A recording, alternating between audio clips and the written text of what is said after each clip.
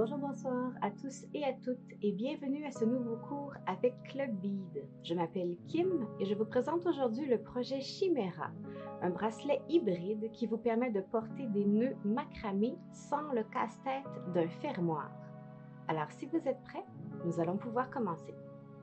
Alors le projet Chimera se réalise en 3 étapes. La première étape est les nœuds. Alors, nous allons créer une espèce de bande avec des nœuds en macramé et du fil en nylon. Et c'est cette bande à travers de laquelle nous allons passer nos billes par la suite sur le fil élastique avant de faire les finitions. Donc, pour commencer, vous allez prendre un brin de chaque couleur. Donc, nous avons 3 brins différents. Et c'est environ 150 cm chaque couleur. Donc, c'est quand même beaucoup de fils, mais vous allez voir avec les nœuds, ça raccourcit quand même beaucoup. Donc, vous allez prendre vos brins ici. On va les mettre égales et on se donne un bon 3 pouces facilement avant de faire un premier nœud. Parce que cette partie ici, on va l'utiliser pour faire la finition. Et si vous avez trop court, on ne pourra pas vraiment faire quelque chose de joli avec. Alors, on se laisse une certaine longueur ici. Et tout simplement, on va venir faire un nœud très standard. C'est vraiment juste un nœud de sûreté pour empêcher que notre motif en macramé se défasse. Et à la toute fin, vous allez voir, on va quand même venir défaire. En fait, vous pourriez le laisser, mais ça va paraître dans votre assemblage. Donc, on va simplement venir le défaire pour garder nos longueurs de finition ici. Alors, cassez-vous pas trop la tête. On fait un nœud et avec un pic, vous allez vous installer sur votre surface de travail ici pour avoir vos 3 brins séparés. Et la technique de nœud que nous allons utiliser aujourd'hui, vous allez voir, c'est vraiment pas compliqué. Donc, on a 3 brins. Avec chaque brin, nous allons faire 2 nœuds sur les autres brins. Alors, je vous explique doucement. On va faire un nœud avec celui-ci. Ensuite, on va venir faire un nœud avec la même couleur. Comme ça. Donc, on y va doucement ensemble, je vous montre. Tout simplement, vous allez vouloir former un 4 ici. Et votre fil, vous allez ensuite le passer en dessous. Comme ça ici. Voyez-vous, on a un 4. On passe de dessus par dessous pour revenir vers le haut. Et on tire. Donc, vous avez un premier nœud ici. Et on refait la même chose, donc toujours un 4. Nous sommes sur le brin numéro 2 et on passe en dessous ici. Et on tire. Et voilà. Donc on aurait déjà ici 2 nœuds de fait avec le premier brin. Donc on va faire la même chose sur le 3e, parce que ça c'est le premier. Celui-ci, c'est le 2e et ça, c'est le 3e. Donc, toujours la même chose. Un 4 par-dessus. On vient en dessous. Et on tire. Alors, ça, c'est un nœud. Donc, on en veut un deuxième ici. Alors, on refait la même chose. On forme un 4. Et on va en dessous. Et on tire. Donc là, on a fait 2 nœuds ici, 2 nœuds de ce côté. Et notre fil se retrouve à la toute fin ici. Donc maintenant, on répète la même opération, mais avec les 2 brins restants. Donc celui-ci, on va faire 2 nœuds et 2 nœuds ici. Et vraiment, c'est que ça. Donc, c'est pas plus compliqué. On va faire une première série ensemble. Donc, toujours notre 4. Comme ça. On passe par en dessous. Comme ça. Donc là, on a déjà nos 2 nœuds qui sont faits ici. Et on refait la même chose ici.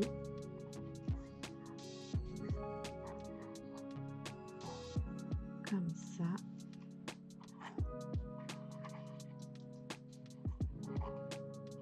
Et comme ça. Donc, on a une première bande, une deuxième. Alors là, il nous resterait la dernière couleur. On refait la même chose. Donc, le 4 par en dessous. Et là, on fait attention, par exemple, parce que comme on travaille avec beaucoup de fils, ça peut arriver qu'on se prenne dans nos propres nœuds. Alors, soyez attentifs. Mais voyez-vous, c'est toujours la même chose. Donc, on vient par en dessous. Un nœud, deux nœuds. Et voilà. Donc, voyez-vous, on peut vraiment distinguer 3 bandes de couleurs. Donc, le vert tendre, le vert plus foncé et un jaune. Alors, c'est cette série que vous allez vouloir répéter. Donc, c'est toujours les mêmes nœuds. Vous prenez votre premier brin, vous faites 2 nœuds sur le deuxième brin, 2 nœuds sur le troisième brin et on change de couleur, ainsi de suite. Et vous allez vouloir atteindre une longueur qui est à peu près 2 fois la circonférence de votre bracelet. Donc, ce projet, c'est plus ou moins pour un bracelet de 8 pouces. Et la bande que nous allons faire, elle a environ 13 à 14 pouces. Donc, vous allez, donnez-vous toujours peut-être un petit peu plus long, mais avec des billes de 8 mm en pierre, c'est la longueur que vous allez vouloir atteindre. Donc, vous allez faire toute la bande. Donc, continuez les nœuds jusqu'à atteindre cette longueur. Et par la suite, là, on va faire une espèce de travail de broderie, si vous voulez. Je vais vous montrer plus tard. On va refaire une dernière série ensemble. Et vraiment, vous pouvez continuer comme ça jusqu'à atteindre la longueur désirée.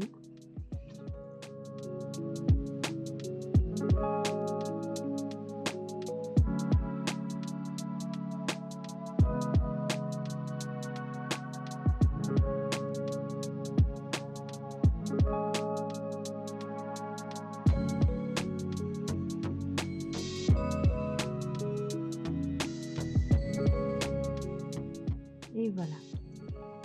Donc ici, vous avez déjà 2 séries qui ont été faites. Donc, continuez comme ça jusqu'au bout et puis on se retrouve pour la suite. Alors, une fois que vous avez complété votre bande, tout ce qu'il vous reste à faire, c'est un deuxième nœud de sûreté. Alors, on rappelle, on va les défaire un peu plus tard pour pouvoir garder une certaine longueur et faire la finition. Mais dans l'immédiat, comme on va vouloir intégrer nos billes de pierre, on va se faire un nœud ici pour éviter que le travail se défasse. Donc, vous avez une bande ici avec les nœuds macramés. Et si vous voulez un petit truc, gardez une tension qui est quand même un peu lâche. Alors, en macramé, quand on fait les nœuds, on veut toujours garder la même tension, la même force quand on fait les nœuds, parce que vous allez voir que ça peut déformer votre projet sinon. En général, quand on fait des nœuds bien serrés, le travail est compact, c'est uniforme. Par contre, ici, on va vouloir passer à travers les nœuds. Donc, on va vouloir trouver des trous en réalité pour pouvoir passer notre fil élastique parce qu'on utilise une aiguille. Alors, si vous faites vos nœuds trop serrés, ça va être un petit peu difficile de pouvoir ajouter vos billes par la suite. Donc, simplement un petit truc comme ça. Allez-y doucement quand vous allez former vos nœuds. Gardez une tension qui est constante, mais pas très serrée. Et donc, une fois que c'est terminé, vous pouvez passer avec votre fil élastique. Donc, nous utilisons un fil de 0,5 qui est double. Parce que comme le projet va être quand même un petit peu massif, on veut quelque chose qui va se tenir et qui ne va pas casser facilement. Donc, en doublant votre fil élastique, c'est toujours une sécurité de plus. Normalement, quand on double les fils, on utilise l'aiguille à crochet. Par contre, étant donné qu'on va vouloir justement passer à travers notre travail de macramé, vous allez voir que le petit crochet, parfois, il a tendance à s'accrocher dans les fils que vous avez faits. donc les nœuds que vous avez brodés.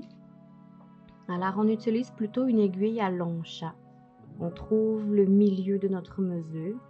Donc, quand on utilise un fil double, ce que ça veut dire, c'est que vous allez calculer 2 fois la longueur de votre bracelet et vous allez couper. Donc, on trouve le centre avec l'aiguille à long chat.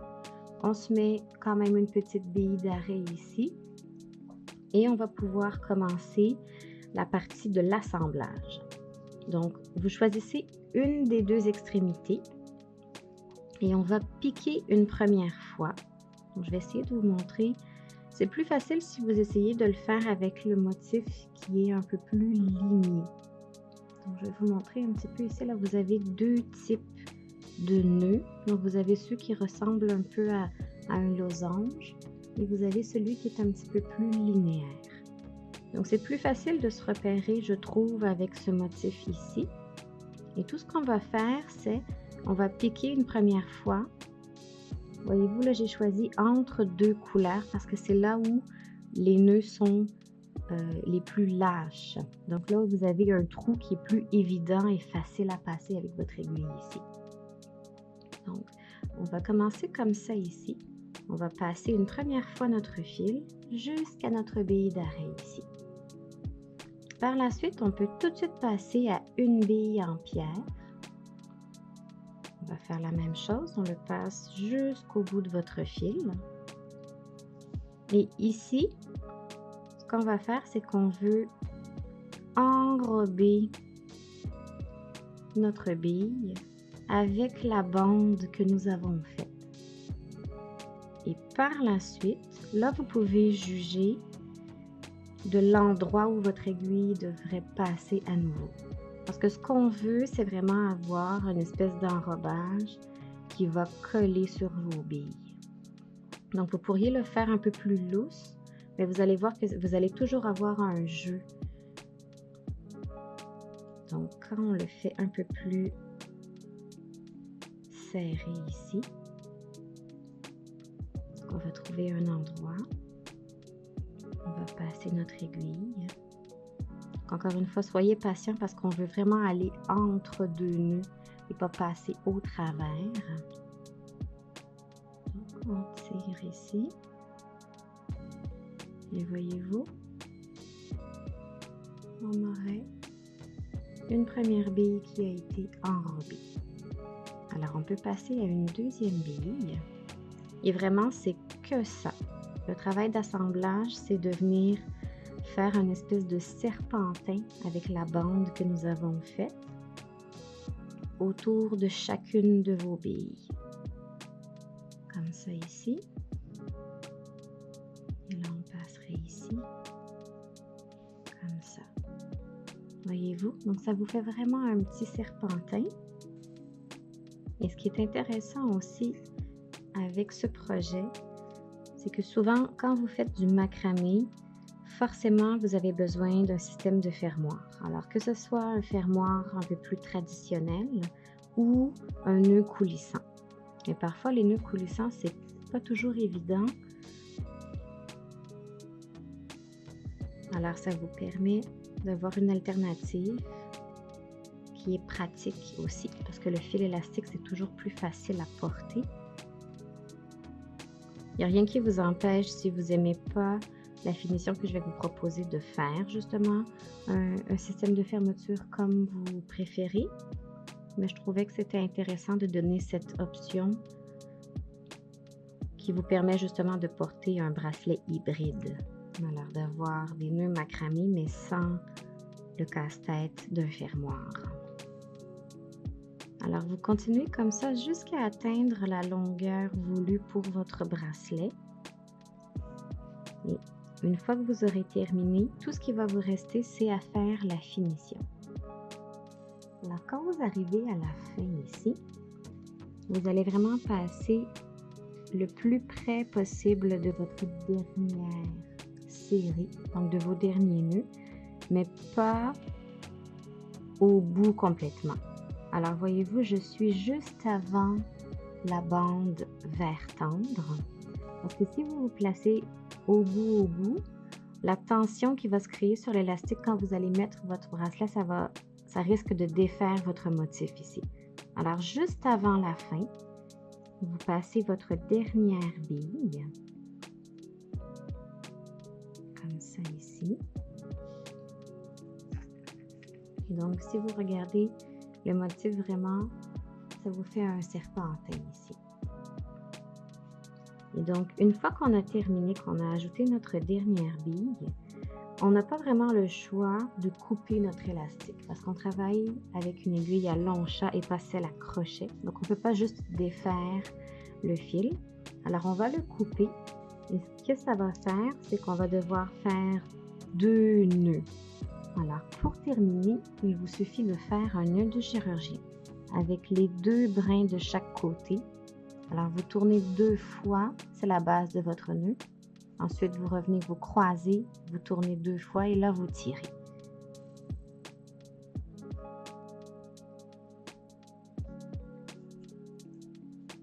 Et voilà. Comme ça, voyez-vous, c'est quand même bien solide. Vous pourriez faire un nœud avec 2 brins ensemble, 2 brins ensemble. C'est un petit peu plus difficile parce que vous allez toujours avoir les autres brins dans les jambes, si on peut dire ça comme ça. Ça va être accrochant. Mais voyez-vous ici, vous avez votre bracelet et tout ce qu'il vous reste à faire, c'est venir défaire vos nœuds de sûreté ici. Et on va utiliser cette espèce de grand fouet pour venir faire une petite décoration. Donc, vous avez votre bracelet qui a été monté. Vous avez vos brins de finition et votre nœud. Alors, une fois votre finition terminée, donc on a rejoint tous les bouts d'élastique, on a fait des nœuds, vous auriez même pu mettre une petite goutte de colle. Vous allez voir que ça reste quand même gros et ça reste visible dans le bracelet ici qui est uni. Alors, vous avez quelques options pour pouvoir cacher ce nœud. Donc, avec l'excédent de fil, vous pourriez essayer de faire des nœuds supplémentaires, donc un peu comme les nœuds de macramé autour de l'endroit où vous avez joint vos élastiques, mais ça risque aussi d'être plus gros. Alors, vous allez voir une espèce de boule de fil si vous préférez. Si ça ne vous dérange pas, c'est une option. Sinon, vous pourriez aussi utiliser, avant de joindre vos fils et de faire vos nœuds, vous pourriez ajouter une bille qui serait peut-être autre chose que les billes de pierre, mais une bille qui a un trou un petit peu plus grand justement. De la même façon qu'on aurait fait pour un bracelet élastique, on va dire standard. Donc, vous auriez choisi une bille avec un trou un peu plus gros pour cacher votre nœud à l'intérieur. Donc, ça, c'est une deuxième option. Ou, moi, ce que je vous montre aujourd'hui, c'est d'utiliser un cache-perle à écraser. Donc là, nous, on n'a pas utilisé de perles à écraser parce qu'on travaille avec un fil élastique, mais cette pièce ici, elle peut servir aussi à cacher les nœuds. Vous avez votre nœud. Le cache-perle, c'est comme un Pac-Man pour cacher ce que vous voulez à l'intérieur. Donc, voyez-vous, mon nœud, il est en fait assis dans ma pièce. Comme ça. Et là, l'idée, c'est, donc on veut vraiment venir fermer cette partie pour pas que le nœud s'échappe. Et c'est ce qui va faire notre finition. Et pour faire ça, je l'ai mentionné dans d'autres vidéos, mais vous pourriez utiliser une pince plate ou vous pouvez utiliser vraiment la pince pour perle à écraser. Et ça va vous aider à refermer le cache-perle à écraser. Donc, comment ça fonctionne? Je vous montre ici, vous avez la partie de gauche qui est un peu plus ovale et la partie de droite qui a une espèce de cran. Alors, pour les cache-perles à écraser, on utilise seulement la partie de gauche, donc celle qui est ronde. Et on travaille comme ça ici. On va sur les côtés d'abord pour essayer de ramener la forme de U. Donc, on va vraiment vouloir joindre les bouts. Mais si on fait juste ça comme ça, vous allez vous retrouver avec un petit pointu. Donc, au contraire, on va vouloir les rapprocher. Et ce pointu-là, on va vouloir venir l'aplatir pour venir arrondir vraiment notre cache-perle à écraser. comme ça ici. En y allant par à-coups, vraiment j'y vais doucement, doucement, comme ça. Et voyez-vous, visuellement, c'est comme si on a une bille à cet endroit maintenant. Donc là, si jamais vous avez un petit excédent ici de fil élastique, vous pourriez couper. Comme ça ici. Et voilà. Donc tout ce que ça fait, c'est que ça vous donne un petit élément ici de décor, mais ça cache aussi, voyez-vous, là on ne voit plus du tout vos nœuds. Alors ça cache l'endroit où vous avez joint vos fils. Et pour terminer le bracelet, si vous voulez, ce qu'il vous reste à faire, c'est enjoliver les espèces de petits bras ici, donc les brins de fil qui vous restent. Alors vous pourriez faire encore une fois des nœuds, ça pourrait être un tressage comme on travaille 3 et 3, ça pourrait être parfait pour 2 petites tresses, ou vous pourriez aussi ajouter des billes. Alors je vous montre comment je vous suggère de terminer, mais vraiment c'est un petit peu personnel, c'est à vous d'y aller selon votre humeur. Alors avec de petites billes ici en acier inoxydable, chaque brin pourrait avoir sa bille. Alors vraiment, on fait simplement un enfilage.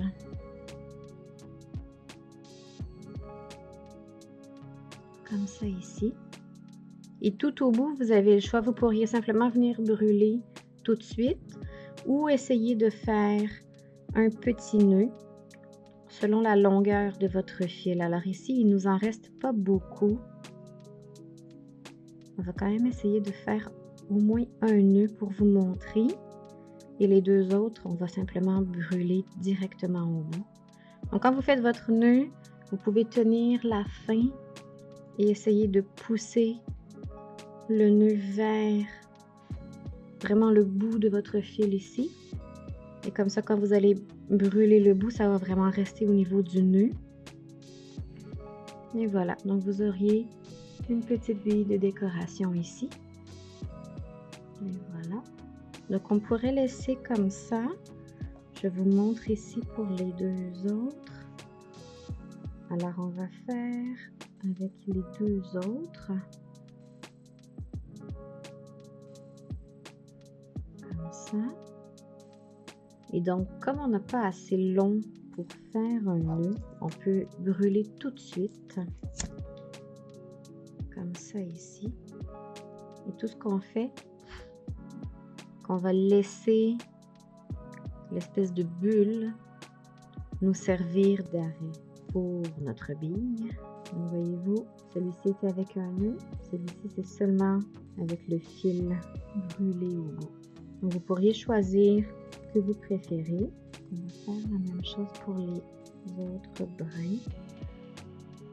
Donc vous auriez une petite finition ici avec des billes sur chacun de vos fils. Alors c'est quelque chose qui fait juste une petite décoration. Encore une fois, ça fait un peu de bruit quand ça cogne ensemble. Et c'est chouette, ça vous fait comme une espèce de petite boucle au bout de votre bracelet qui n'a pas de fermoir parce que c'est un bracelet élastique malgré les nœuds en macramé ici. C'est ce qui complète le projet Chimera. Alors j'espère que vous allez avoir autant de plaisir que j'en ai eu à le faire. N'oubliez pas que vous pouvez partager vos créations sur le groupe Facebook et vous abonner à l'infolettre pour connaître nos prochaines nouveautés. Sur ce, je vous souhaite une bonne journée. On se voit très bientôt.